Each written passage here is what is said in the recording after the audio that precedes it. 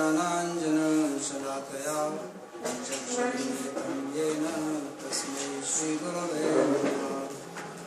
वन्देऽहं श्रीगुरोर् श्रीयुतपदकमलं श्रीगुरून् वैष्णवांश्च श्रीरूपं साग्रजातं सहगणरघुनाथान्वितं तं सजीवं साद्वैतं सावधूतं परिजनसहितं श्रीकृष्णचैतन्यदेवं श्रीराधाकृष्णपादान् सहगणललिता श्रीविशाखान्वितांश्च।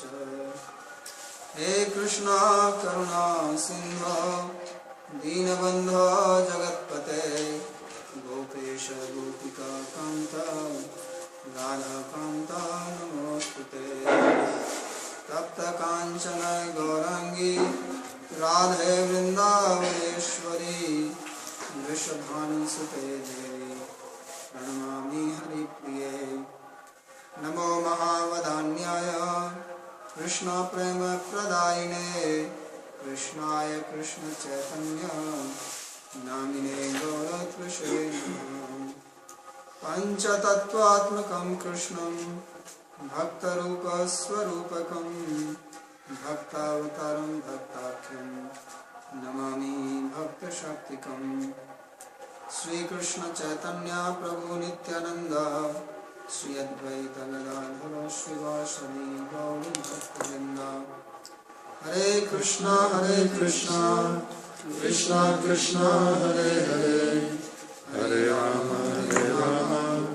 राम राम हरे हरे।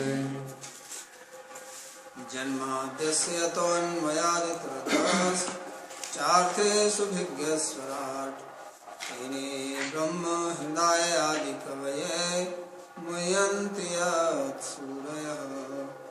तेजो वारिमृदां यथा विनिमयो यत्र त्रिसर्गो मृषा धाम्ना स्वेन सदा निरस्तकुहकं सत्यं परं धीमहि।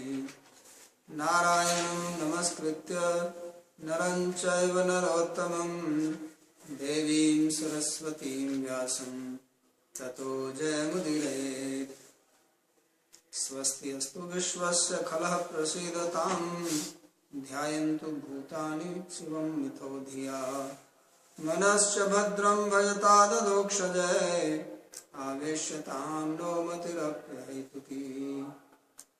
ॐ सहना भवतु सहनौ भुनक्तु सह वीर्यं करवावहै तेजस्विनावधीतमस्तु मा विद्विषावहै। ॐ शान्ति शान्ति शान्ति।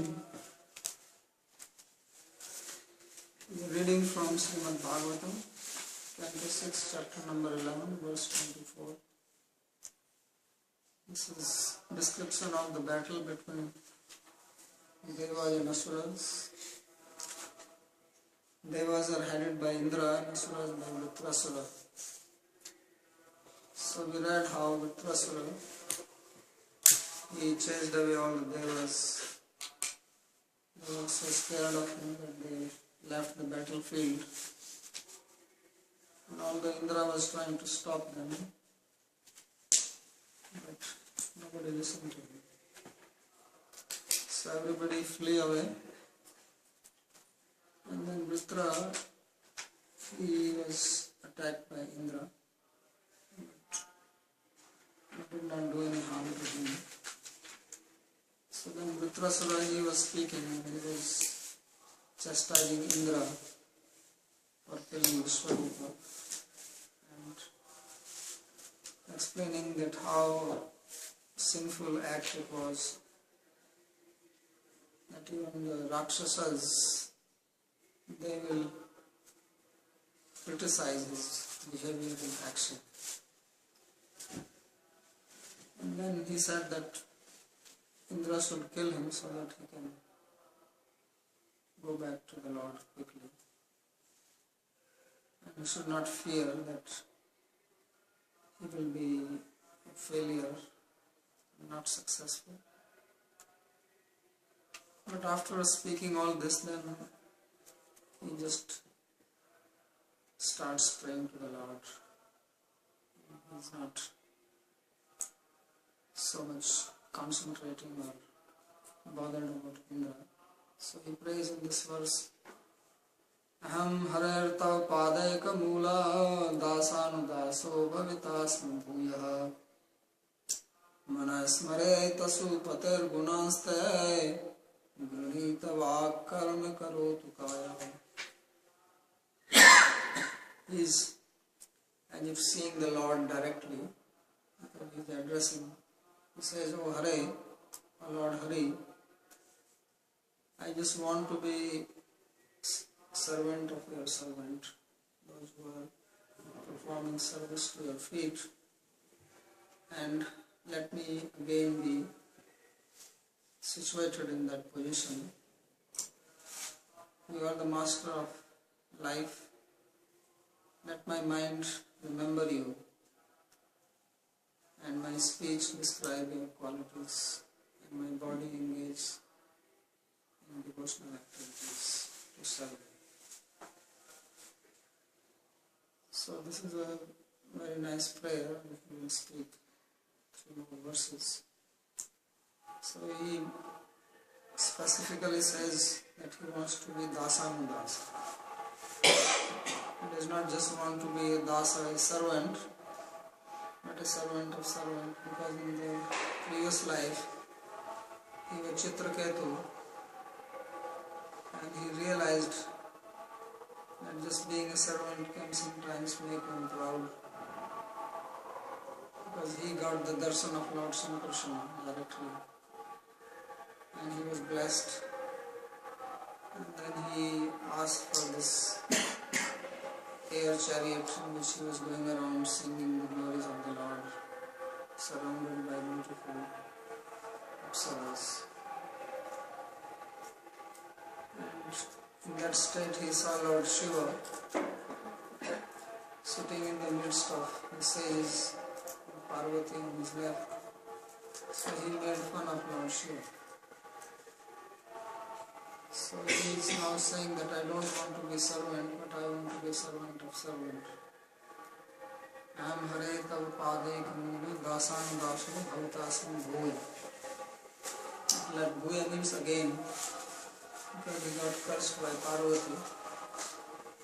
So he wants to be again situated in that position, because the devotee does not want to give up his position of being a servant. Anything else is poison for him. So now he says, let me be Dasa and Dasa. So this is the position of devotee, humility and never proud. So we don't even want to be direct servant of the Lord, but if we can get a chance to just serve devotees of the Lord, and that is the success of life. So therefore he prays for that. And he says that my mind, my body, my speech, they all remain engaged in the service of God. Because our body is given to us by Lord's grace, and it should be used for Him. Out of ignorance we try to use it for ourselves, without even knowing what is self, and then we remain bound in the results of our karma. So that's how a living being goes into the cycle of birth and death. So only solution is to engage the mind, body, senses, everything in the service. And that's what he is praying. So Sri Vishwanath Chakravarti says that Tadapi Vajram Anikshupintam Indram Drishtva Hanta Hanta Varakamimam Shakra Bhidarshanam Kim Bhavimi. So we read in the previous commentaries, Sri Vishwanath Chakravarti Thakur, he commented in a very nice way. He was commenting as if Indra, he is afraid to attack Vritrasura. That's how he interpreted the verses. Because Indra had thrown a club at Vritrasura caught hold of the club with his left hand and hit Indra's elephant with it. It almost died, fell on the ground. So now he was afraid that if I attack him with my thunderbolt, which is empowered by the Lord, then he may also catch this and hit me back, and then I will die. So this is how he saw these verses. And therefore, again and again in last few verses, about 5 verses, Vritrasura was imploring Indra to attack and kill Vritrasura. But Indra was just looking at him in surprise. Because he was thinking that is he in his senses or what has happened to him? Because you don't see any enemy asking to be killed. Enemy attacks and wants to kill the person with whom he is fighting. So he was probably surprised in this talk of Vritrasura. He was looking at him. So now he says that when he saw that Indra is not throwing his vajra at him, then he started thinking that, oh, this poor Indra is completely externally oriented and he does not understand what is devotion. But in the previous verse he also said that, Lord, if he is blessing somebody with opulence, then you should know that this person is actually not blessed. Because one becomes entangled in the wealth, which brings pride, enmity, anxiety, and all the defects. So he said that you will kill me and then you have the wealth of heaven which you want, and I will go and be situated in my devotional position which I want. So both will be happy that way. But when he sees that Indra is not doing it, so then he thought that there is no point in talking to Indra. Let me just pray to the feet of the Lord. So he forgets about Indra. He says, Svaparbhos Charanarvinda eva kimna nivedayami iti dhyana avirbhutta bhagavantam avalokya. So he is seeing the Lord in his meditation and then speaking to him. Because he is addressing the Lord directly. Hare. Hare is an invocative place of Hare. Tav padau eva ekam moolam ashraya yesam tesham dasanam anudaso bhuya punarapi bhavitasmi bhavishyam. So he says that I will become the servant of servants whose only shelter is your feet. So who are not desiring anything else. So devotee has no other desire, anyavinashita sunya. So when it is said padaikam moolam, that only one shelter, means that is the prime shelter. Because devotees may also have desires to eat, to sleep, to keep their body healthy. But these desires are all subservient or secondary to the prime desire of serving. Therefore they are not considered as desires or independent desires. So no one can be desireless as long as we have the mind. Unless you disassociate yourself from the mind, there will be some desires coming in the mind. That is natural. So we have to replace all desires with the one desire, and that is desire to serve the Lord. And that is the success of life. So anyabhilasita sunyam, no other desire. Other desire means that desire other than serving the Lord. So, anukulya Krishna anusila. Just doing anusilan to Krishna.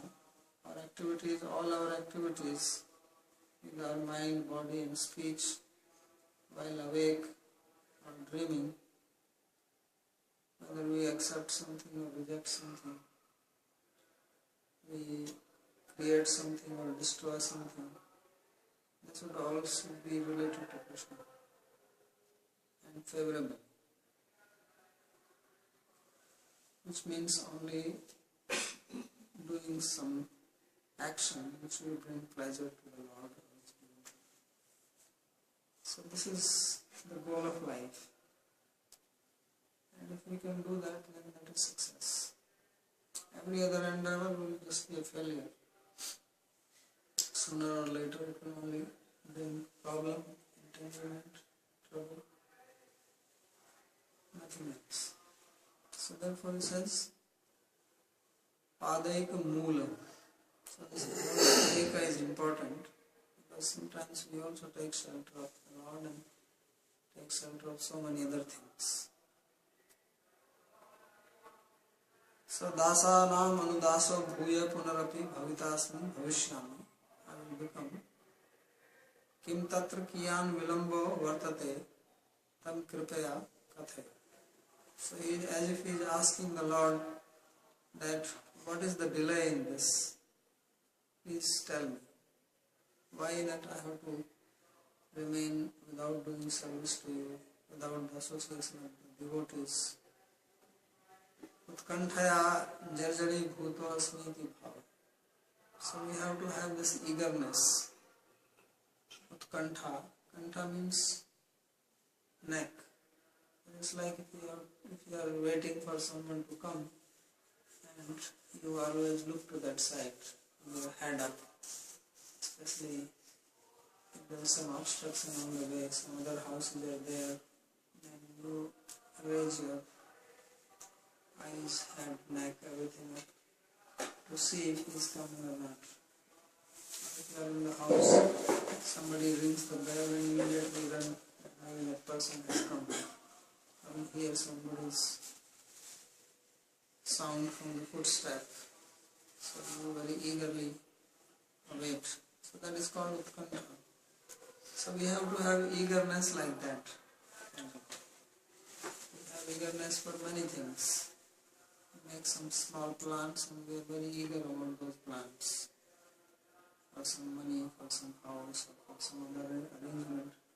But actually our eagerness should be that when will my mind become fully absorbed in thoughts of Lord.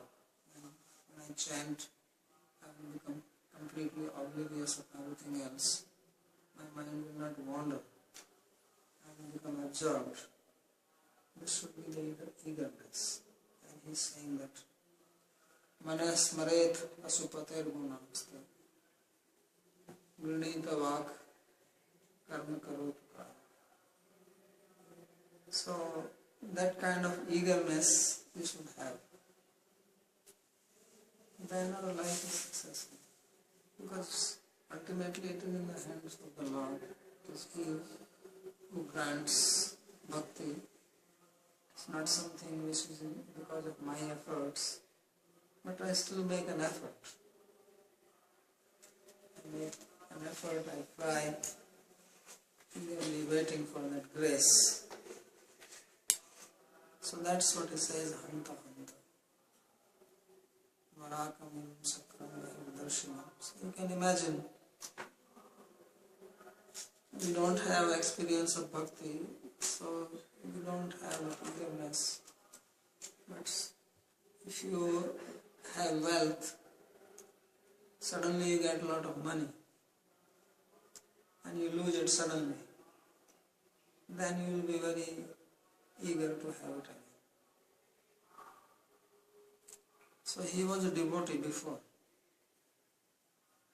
He has tasted devotion, he has tasted serving the Lord, meditating on the Lord, singing. He was a very good singer. That's what he was doing actually. He was going around doing kirtan in these beautiful girls. Although the description seems as if he was enjoying, but actually he was not enjoying. He liked doing kirtan. And therefore he had beautiful singers, especially female singers, they are nice girls. So that's what he was doing with his Gandharva songs. So now he lost that. He was in this horrible body of an asura. So you can imagine the contrast. Being very nice, beautiful and king, surrounded with devotees and singing, and then suddenly thrown into the form of an asura and associating with the asuras. Because all his associates, he saw this Vrishparva, Namuchi, Puloma, all these Bhutanathas, Pretas, they were Yakshas, Rakshasas, they were all around him. So there's no talk of Kirtan or Krishna Katha there. So being a devotee and then surrounded with all this must be quite an experience. So then you can imagine how eager he must be to get out of this and again have the association. So Prahlad Maharaj was also praying like that. He says, Maya Mamnaya Tav Bhakta Parshvas. And Narasimhadev was asking, ask something from me, and he said, no, I don't need anything. And then he pressed him. He says, please take me to the association of your devotees. Because this is what a devotee desires, to associate with devotees and engage in katha. So, Satam Prasanganam Virya Samudha Bhavanti Karna Rasayana Katha. The association of Satpurushas in the devotees association, there is only katha. And that katha is the nectar, that is the tonic for devotees. Non-devotees, they hate it. They find it very boring. And devotees, they love it. So that invigorates, that makes them more enthusiastic, gives them strength. So katha is very important, to hear is very important. Our strength comes from hearing. So that's why we should always hanker for this association. And he's saying, I want to be with the servants of your servants. Because with them you can talk. Tushyanti charamanti katyantasya mam nityam. Devotees, what they are doing, they are always talking. That's their business. Because they are madly in love. When you are in love with somebody, you like to talk about that person, you like to hear about that person, you think about that person. Because your mind is captivated. The devotee's mind is captivated by Krishna, therefore they are very eager to hear about him, talk about him, think about him. And that is only possible in the association of devotees. So that's why he is praying for this association. So this association has to be had at any cost. Everything else is useless. Because what will we gain by any other association? What is the benefit? So this association with devotee is so much praised in Bhagavatam again and again. Not only Rama Chanena Bhagavatam Sannyasa.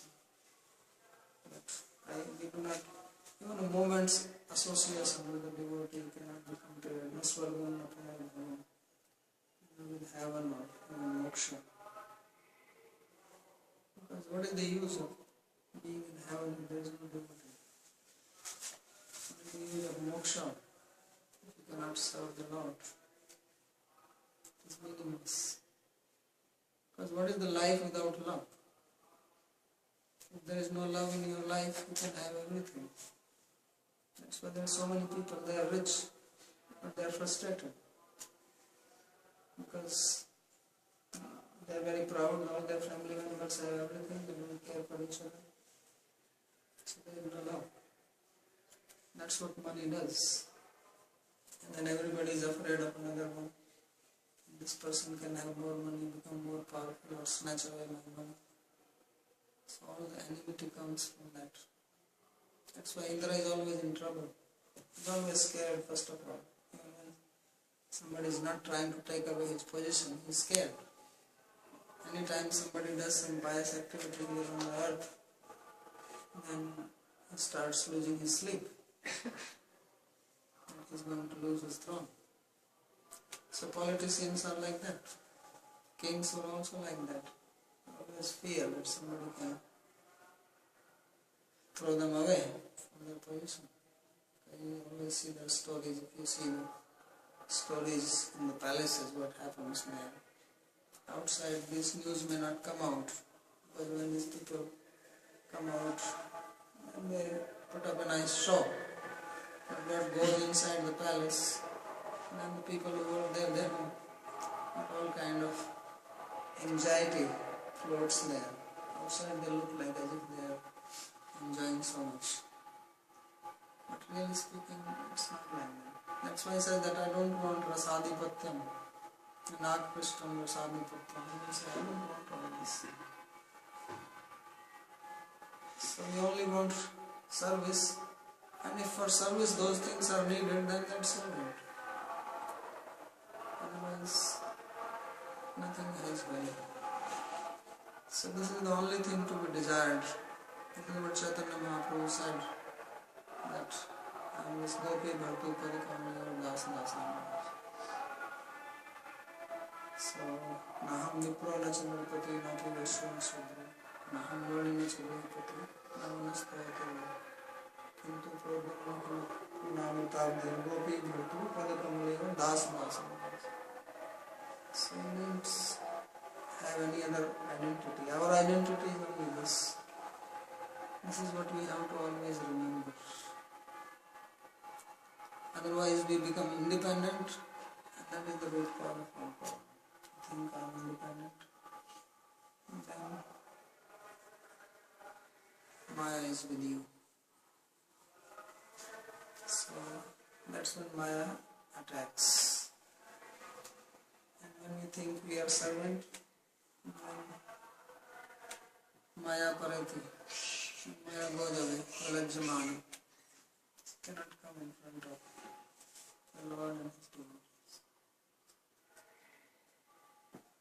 So therefore Sri Vishwanath Chakravarti says that Utkanthaya Jarjari Bhuto Asmi. It's a very nice statement.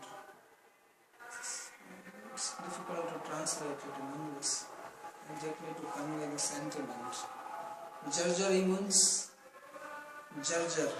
What would be the right English word for Jarjar? Jarjar means like something which becomes completely hollow. Like you put some iron piece in the ground and it becomes very rusted and loses all its strength. So it's Jarjar. So means I am completely emaciated. When you are very eager for something, you don't have even desire to eat. You lose your digestion. Many times, I don't know if you have read Sanskrit kavyas. So it's often described in the kavyas, poet, these plays, the Sanskrit plays, the poets describe that the Nayika, she is feeling suppression. The heroine is feeling suppression from the hero. And out of suppression she becomes very emaciated. She becomes very thin. Of course they have their poetic way of explaining. They say that she becomes so thin that she can pass through the hole of the needle. All kind of exaggeration they make. Or she becomes so thin that she can pass through the ring. All her ornaments become loose, she cannot wear ornaments anymore. Or when the hero comes, he cannot see her anymore because she is so thin. Because when he comes, he says, "Where is she?" So she is not to be seen. So this is called Jarjar, means completely emaciated. Which means that there is nothing else. Sometimes it is described that when you are feeling suppression, it is like a fire in the body. Virahagni. Viraha means suppression, Agni means fire. So fire of separation. And that fire burns you. So in the story of Krishna Das Baba. Let's say the Krishna Das Baba in one body in a place here near Chhata. That he was a great devotee and he went to Dwarka.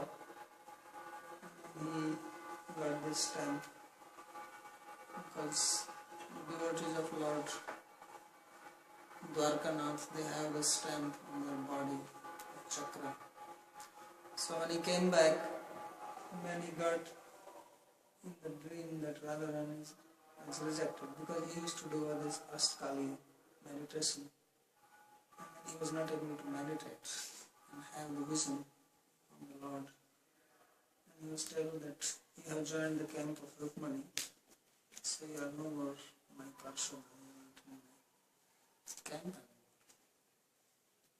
So he felt so much separation that the fire started coming out of his body and he actually died like that. This was a real fire, not just inner fire. So the place is still there where he was living, this village, and they have this feast in his honor every year. Around this time. So this is the fire. This is what he says, that Utkantaya Jarjarito Asmi. And because Jarjari Bhuto Asmi. And because of this Utkantha, because of this eagerness to be in that position again, I am completely emaciated. It's a great torture for me. So in this state, your mind is in a very disturbed state. But this is a different type of disturbance. Because you don't find solace in anything. So this was also seen in Lord Chaitanya Mahaprabhu's life. So everybody has read Chaitanya Charitamrita here. So in his last days, he was feeling so much separation from Krishna because he was in the mood of Srimati Radhika that he could not feel solace in anything. He was just very agitated. And he will not sleep. And he will manifest all these various symptoms on his body. And then he will just talk with Ramananda Raya and hear the slokas. Only that will give him some solace. You feel a little pacified by hearing the slokas from Bhagavatam. So this is a very high mood of devotion. And that's what he is feeling here.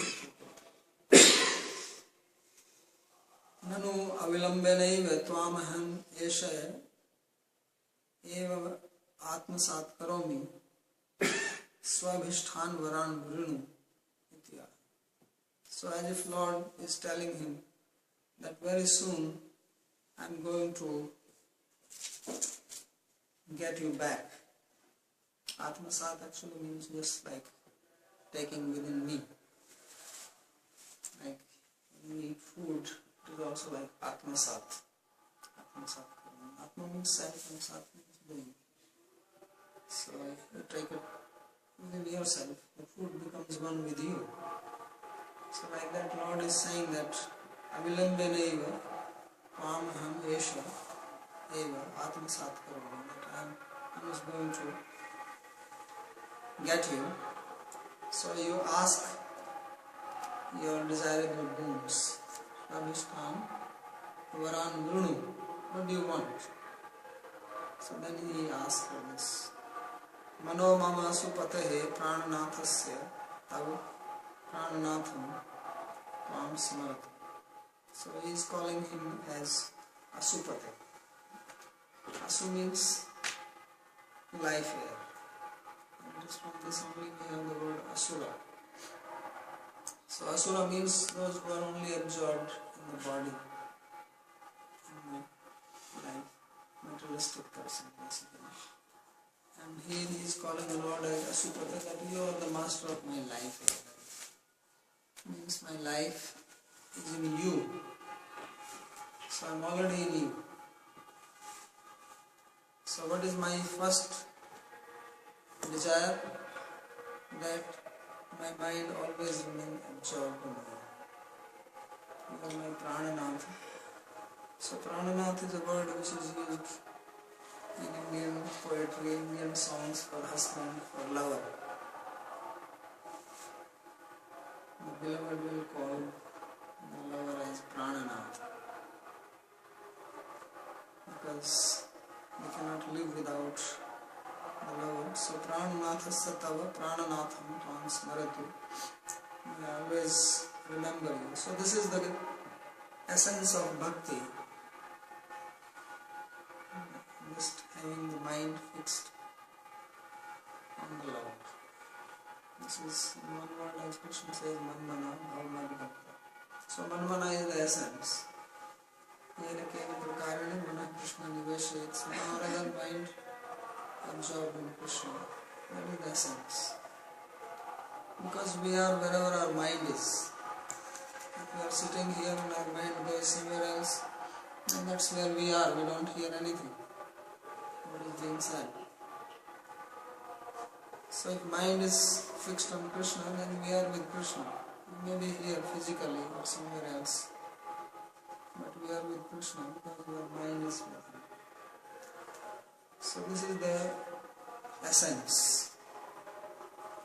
And that's why Bhakti is defined as Anya Vilasata Sunyam, because desires are in the mind. So having no other desire, and that means having only one desire. So yada prajhati kamam sarvan partha manogatam atmannevatmana tushta sthit pragyas tadochyate. Arjuna asked question about who is a sthit pragya, whose intelligence is fixed. Of course there was no topic of bhakti or anything, but actually the verse is very clear. It says when all the kamas, the desires, have been thrown out of the mind, prajahati yada kamam sarvan, every one of them, and atmanyev atmana tushta, and one is completely satisfied in atma, in the self, which means the supreme self, God, then that person is called sthita pragya, because his or her mind is stable. Because now where will the mind go? Otherwise, Bhavashakha Himantas Buddhya Vyavashayana. When we are not devotees, then our mind is into so many things, and it is always changing. But when mind is once given to Krishna, once His beautiful form enters into our mind, then it is not going anywhere. So that is the samadhi. That is the meaning of yoga, really speaking. So this is the first boon he is asking. Vak gunan kirtayatu, and naturally the mind is fixed on Krishna and the speech is going to talk about Him. Because whatever is in the mind, that will come out through the speech. Because speech is only speaking what is inside. So sometimes you may try to hold your inner thoughts, try to hide from people, but you cannot do it for a very long time unless you have very big control on your speech. So sooner or later it will come out. Freud had this Freudian slip. So it will slip out because what is in the mind has to. Our speech is based on mental state. When your mind is agitated, then your speech is also like that. If mind is peaceful, then your speech is also calm. If mind is angry, then another type of speech comes. So therefore, first mind, then the speech is coming. So he says that I always glorify you Kirtayatu kaya karmatvat pad sammahan vyajan tambula pradhanadikam karoti. And with my body, let me do physical service. You or to devotees, massaging the feet or fanning, or there is no electricity in the Canto. So I have to do fanning with the hand. Otherwise, you have no chance to do anything. There is everything done by machine. What will you do? So previously I remember when the guests came in the house, and this was one of the services. The guest is sitting and take a fan in the summertime and you have to fan them. When guest come, you turn on the fan and you sit. So there is no chance to do seva. So this was very nice, especially when guests were coming in the house and you feed them, and one person is serving and one person duty is doing just fan. So that was very nice, very intimate, very personal. Now things have become impersonal. Food is there, take your plate, make your plate, eat it. So previously this custom was done there in India. Even when there are 1,000 people, everybody has to sit there to be served. So now we don't do that. So those are old system, of course, those are also time-consuming systems. Because you have to sit with everybody, eat with everybody, stand up with everybody, has eaten, and follow. So he says, Pada Samvahan, Vyajana Tambula Pradhanadikam, and the Tambula, this pan, everything we were talking. Gaun Lilamrita class. This is a speciality of India. It will be troublesome now because everywhere you go people are splitting this. Because previously there was no tobacco in this. So there was no need of splitting. You have this palm, this leaf in which you put some nice things, and this is given after the meal, and you eat it. It cleans your mouth, good siddhi, but it has cardamom and this aniseed and lavang, and this long count. Yeast. Yeast. Is it yeast? Lavang? This black thing. Oh. Lavang. So these are nice things which are good for killing the bacteria in the body. So now you have to brush your mouth, gargle with some antibacterial chemical. So these are natural things. And they also have nice taste and they are also good for digesting the food. So this was a very common thing, giving this tambul. Especially if a king has given tambul to somebody, then it was considered as a great honor. So sometimes some great poets, they were given a tambul by a king, they write about it. That I am the person who was given tambul by so and so king. They write this with great pride. Or if king has invited someone to do some work, some difficult work, that go and attack somebody, and some Kshatriya will take that job and he will give him a tambul. So this was considered as very honorable in days. So this is also in Krishna Leela, tambul. So the gopis, they are also giving tambul to Krishna. So that's why he is mentioning this, that massaging the feet, fanning, giving tambula, karoti. So meaning is that kaya vang mansam me prarthana, that I want to engage my mind, my body, my speech, everything in the service of you and your devotees. So this is the prarthana. So basically this is a description of pure devotion. That's why these prayers are considered as a very important part of Bhagavatam. And then he says, Nanak prishtham na parameshtham na sarabham na sadhipatyam na yoga siddhir apunar bhavam va samanjasatva virhari kangshe. So he says that I do not want the kingdom of heaven, nor I want the rulership of Brahma's loka, Satyanarayana, Parameshti. Parameshti is the name of Brahma, Parameshti is the post of Brahma. And the Sarabhamam, nor do I want the sovereign rulership of the earth. And nor a Sadhipatya, nor of the lower planets. So basically it is in the decreasing order. We start from below. He doesn't want Prasadipatya because this lower planetary system also there is a lot of enjoyment there. Except that there is no sunlight, but everything else is very nice. There are these nagas and they have gems on their head. They are the things which are lighting it. It's like at night you have light bulbs. In daytime you have sunlight. That is the heaven.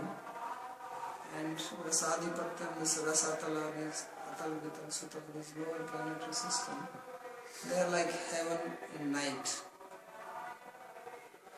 So those are also heavenly places, but there is no light, only electricity in the form of gems that light from them.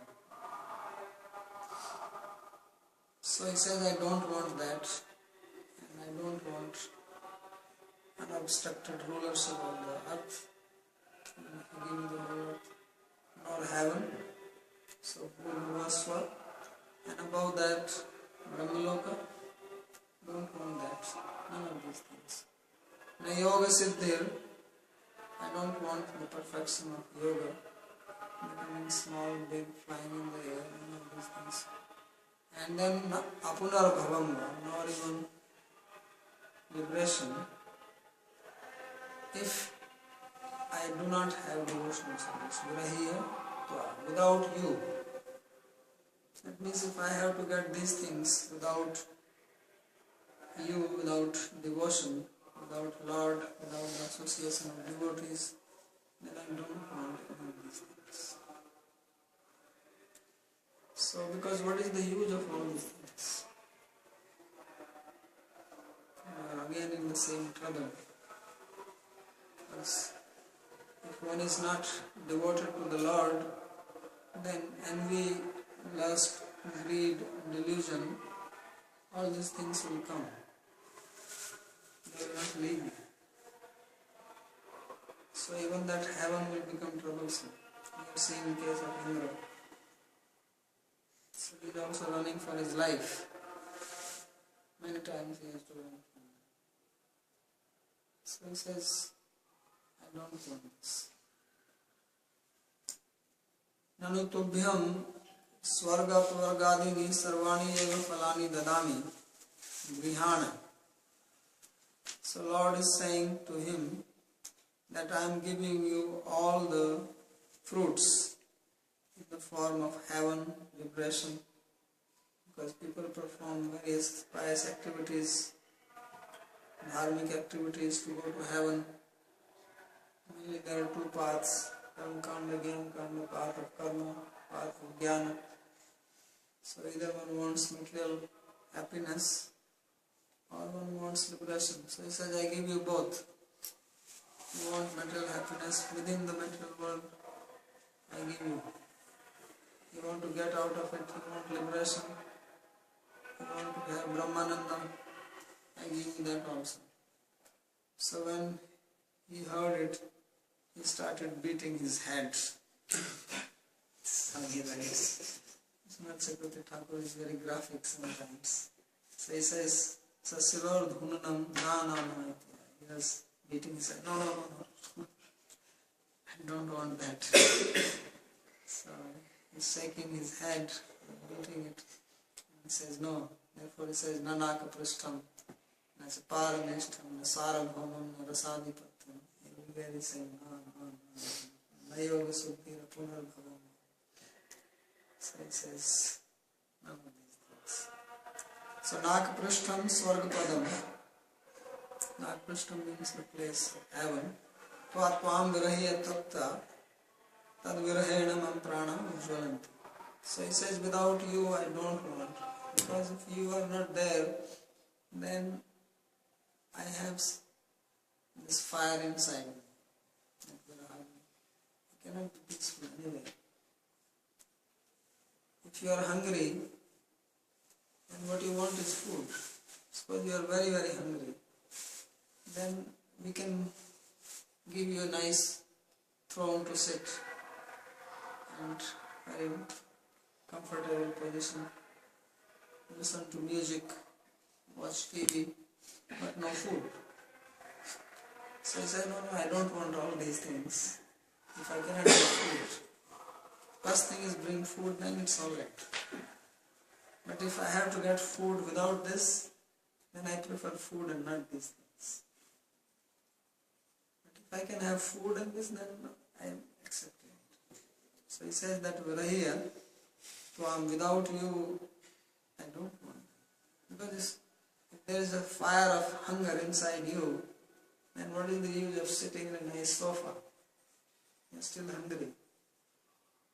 And you are just waiting when this person will ask for food. Sometimes you go to somebody's house and you are hungry and he's talking all types of things, not asking you for food. So out of modesty you also don't say. And then you are saying that, come on, why are you not saying anything about food? So you are not interested unless your belly is full. So this hunger for devotion is like that. That you can imagine, because nasti sudasamam dukkham. There is no more suffering like hunger. So these days people also don't experience hunger because there is so much food available. But there are poor people, they know what hunger is. So it's very troublesome. You have done some fasting, Nirjala Ekadashi, and you will know what it means. So at that time, you are thinking more of food and less of Krishna. So therefore he says that I don't want any of these things. Because Tvadvirhena mam prana ujvalanti. In separation from you, my life air is like burning. It's like you have a gas stove and there is fire going on. So prana is also air and it's burning. Sarugade kim me sufficienti tidhvani. So he says that what happiness can I get from heaven? It will only torment me because everything will look empty to me. When you lose something which is very dear to you, then nothing satisfies you. Tat sanyoga emam purva shlokokta vartrayam bhavet tada tadeva me swarga pargadi sarvasuktam. So he says that only if I have your association and I am able to perform service, which I said in the previous verse, he says then heaven all these things are all right. Then I can feel comfortable in those places, otherwise nothing can. Kimetayir grihitayir iti anudhvani. So therefore he said that what is the use of accepting all these things? I have no purpose. So Bhagavatam is actually, the whole Bhagavatam is an explanation of one verse which Rupa Goswami wrote. This is the essence. Anyavilasita Sumana, Gyan Karma Vyanavita, Anukulina Krishnam Sumana Bhakti. So that is the essence of whole Bhagavatam. Every story, all these prayers, is that which is being described at different levels. So here it is very clear. And we also have the contrast. Why this story is there? Because we can see the contrast. We have Indra who has the heaven, and we can see in what kind of a trouble he is. And then we see Vritrasura, what he is seeing. And this he is speaking from his own experience. It is not that he has been taught or he has memorized the slokas and then he is reciting them. That we do. We memorize the slokas, we repeat them. But this is his own experience. This is coming from Vritrasura's heart. He is actually feeling like that. That no amount of any power, position, wealth, it means that if he is asked that we will give you heaven but don't think of Krishna. We will give you moksha but give up devotion to Krishna. That is the meaning. It says without you means without devotion. So he says no, I do not want. So a devotee cannot value anything in comparison to Bhakti. It is impossible. So that's why Vairagya is a natural outcome of Bhakti. People practice so much Vairagya. For devotee it is natural. No practice is needed. That's why it is considered as the son of Bhakti. Vairagya is naturally born from Bhakti. Janayati ashu Vairagya jnanam chayati. So this is a very nice prayers. Now the next one is the clean of these 3 verses, 4 verses that we will do tomorrow. Is there any question or comment? Please, can you repeat this last part? Which one? This part. The devotee, because I don't understand. He does not value anything without bhakti.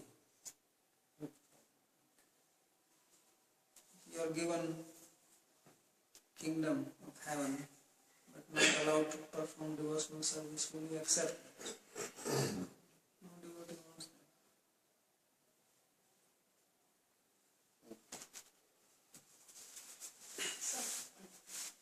Yes. So it's such a you have to have bhakti. You have to get bhakti from Krishna. You really do it. Yes. If he's not in the picture, you're not doing it. It's not bhakti that you're doing. Yeah, if he's not in the center, then it must be something else.